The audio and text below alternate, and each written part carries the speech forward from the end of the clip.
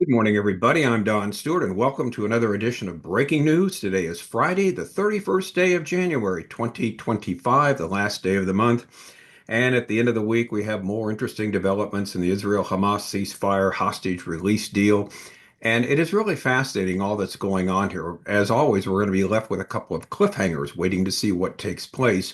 But there's some fascinating stories in the news today that we want to look at. I also want to remind you, tomorrow we do our weekend update or weekend review, we should say, and look at the stories of the past week and summarize the main ones. And if you're new to us, I strongly suggest you go back and watch the last few Saturdays because these are the days where we update and review the main stories, and that'll kind of get you up to speed with what's going on with respect to last day's Bible prophecy and how everything's falling into place right now, right in front of our very eyes. Also, too, don't forget our Sunday messages we're doing this week on the devil and how he works with believers and what he does to kind of confuse us.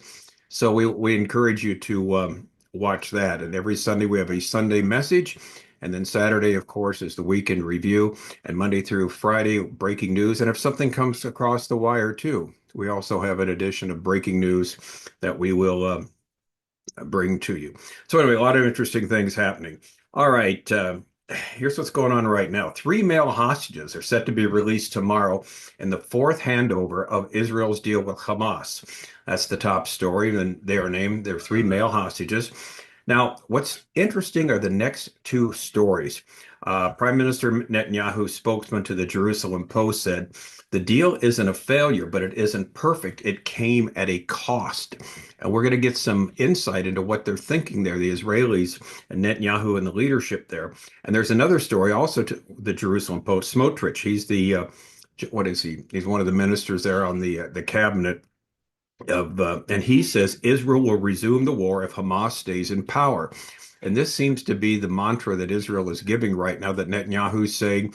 And so the illustration you're going to see, there is like a loaded gun on the table in the negotiations, and that's what they're advocating here. Now, what's fascinating at the same time, though, Witkoff, and that's the guy, of course, that's Trump's envoy to the Middle East. He says the hostage deal is working well. We must continue implementing it. And he hasn't confirmed some of the things that Smotrich and Netanyahu are saying, not so much saying publicly, but saying behind the scenes about what's going on with the deal. And then we got this one. This one's an incredible story. Trump hardens his stance on Egypt taking in Palestinians against Sisi's refusal. He keeps saying that Jordan and Egypt are going to take the 1.2 or 1 to 2 million Palestinians while Gaza is going to be rebuilt. So it's going to be really interesting to see what happens here. Okay, so while there are developments, as we will note, as always, there's more questions than answers. So let's go forward and see what's going on as usual. All right, headline number one, three male hostages set to be released tomorrow in the fourth handover of Israel's deal with Hamas. Netanyahu's office said in a statement that Hamas provided the list to the Qatar and Egyptian mediators and was then approved by Israel after the hostages' families were notified. Okay, here's the key. Hamas is still holding 82 hostages, 23 of whom are set for release in the next handovers of the deal's first phase. Now, this next sentence is odd. Of these, 15 are alive and 8 are deceased. The living hostages will be freed first. They count the deceased as hostages. I mean, they're dead, and we're going to talk about this. So Hamas is holding these. So before Saturday's release, also we see that the Rafah crossing, that's the crossing from Egypt, is to open on Friday for the evacuation of wounded Palestinians to Egypt, most of them being Hamas terrorists. Now, all of them are Hamas terrorists. So you've got about 200 terrorists who were wounded that Israel's got in their, in their hands. They're going to give to back to Hamas and to go through Egypt, and that's part of the hostage, exchange deal. This time you've got 200 terrorists that are wounded, and they will be sent to Egypt. So they could open the corridor there, Egypt will. Meetings are taking place in Cairo between the Palestinian Authority and the Egyptian officials on reopening the crossing before Saturday's release. It's supposed to open today, the Rafah crossing, for the evacuation of these wounded Palestinians, most of them being, like we said, Hamas terrorists. No, they're all Hamas terrorists. Okay, so anyway, here's where we're at. I want you to follow me here, if you will. Here's my question. If there are hostages that are still alive after these last 15 are released, then why aren't they released first? In other words, in this release, it's 33 in total, 25 alive, but 8 are supposedly deceased, or what seemingly deceased. Why receive dead bodies and call it a hostage release? Why hand over living terrorists for the deceased? So that's the question. Now, the answer seems to be the only ones they haven't handed over now are soldiers. These people that are being released are civilians, and that's the last of the civilians dead and alive that are being released right now by Hamas to Israel. But it's going to be interesting to see how all this plays out. Now, what's fascinating to me is this next story. There's two of them from the Jerusalem Post, and this first one is the major one. So this kind of gives you an insight of what Netanyahu's thinking and why he seems to be secure in all this.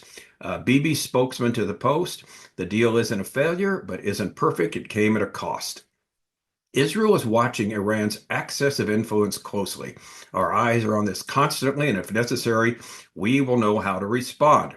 The goal is, and here again, here's the key. The goal is for Hamas to no longer be in Gaza. Omer Dostri, this is the Prime Minister's Netanyahu spokesman, sat exclusively with the Jerusalem Post ahead of the Prime Minister's trip next week to Washington to meet U.S. President Donald Trump. He said, I don't see any change in the man himself, Dostri said, Netanyahu's spokesman toward the Post at the start of this exclusive interview, whether U.S. President Donald Trump's second term would be different from the first. His statements continue to show strong support for Israel, and they do. There are people in his administration who are very pro-Israel, very hawkish in our favor. We've been mentioning that number of Rubio, Peter Hegseth, and others very strongly pro-Israel. J.D. Vance. We expect a sympathetic government and are happy to cooperate. We can achieve great things with him in the Middle East. Now, this is true. We'll see what happens. The Post met with Dostri just days before he departed for Washington, accompanying Netanyahu for meetings with Trump and senior officials in the new administration. Their discussions in the Oval Office are expected to cover a wide range of critical issues, including the ongoing ceasefire and hostage deal, Iran, normalization with Saudi Arabia, and Trump's proposed initiative to relocate Gazans to Egypt and Jordan as part of Gaza's reconstruction efforts. Dostri sees this initiative as a reflection of Trump's unpredictable nature. That's the understatement there, unpredictable nature. He says, Israel is watching closely. Our eyes are on this constantly. And if necessary, we'll know how to respond if something takes place out of the ordinary here. He says, I don't want to delve too deeply into his statements, Dostri said, but in all democratic countries, citizens have the right to immigrate. If we want Gaza's population to have the opportunity to build a non-terrorist entity that respects human rights, we need to give them that option. And then the next heading is the next stage of the hostage talks. Now, here's what's really interesting. Israel and Hamas are set to begin negotiations on phase two, as we've been talking about here, of the hostage deal, and it's going to start next Monday, focusing on the release of those who are not freed in the initial phase. All sides acknowledge that these discussions will be significantly more challenging, largely due to Hamas's demand for a complete cessation of the war in exchange for the remaining hostages. We will agree to end the war if Hamas says, no problem, we're ready to disarm, we're ready to leave Gaza via a safe passage out, Dostri said. Our goal is for Hamas to no longer be in Gaza. If that can happen after firing a single shot, great. If not, we will resume fighting, and that's the key here. However, he admitted that he does not believe Hamas will willingly release all the hostages and is likely to hold on to them as a bargaining chip for future leverage. And that's true. That's very realistic. Now, Israel's leverage in negotiations, the next heading. Now, this is fascinating.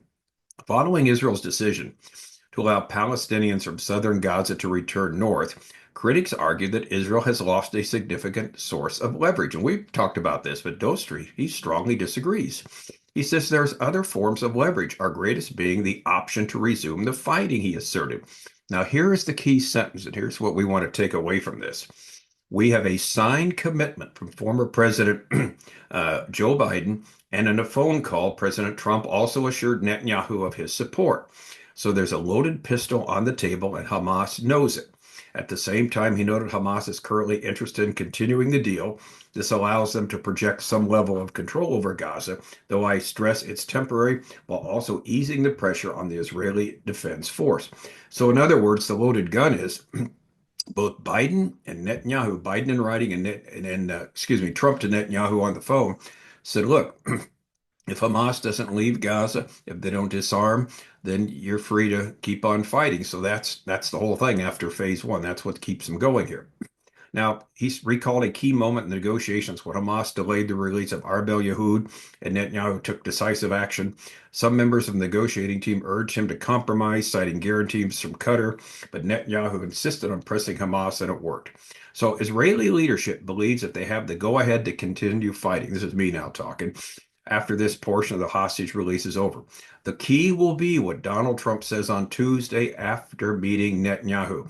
Does he have this guarantee? So that's story number two. This with the Jerusalem Post. This article.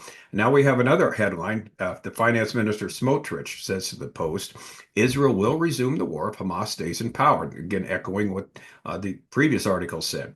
Smotrich has been walking a tightrope since voting against the hostage deal at a fateful government meeting on Friday, January 17th. He negotiated with Prime Minister Netanyahu in order to receive guarantees that the deal would not prevent Israel, and here's the key, not prevent Israel from completing its other war goals, which are what?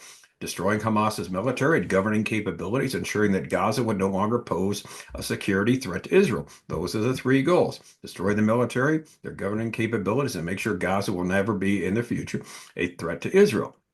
In fact, his pressure on Netanyahu led to Security Cabinet making three important decisions that Friday: a commitment to achieve all the war goals of the war, including a commitment to block Hamas's ability to distribute humanitarian aid, the addition of another war goal to improve security in the West Bank by ramping up counter-terrorist operations, and a decision connected to fighting Hamas globally, which Smotrich says he could not elaborate on.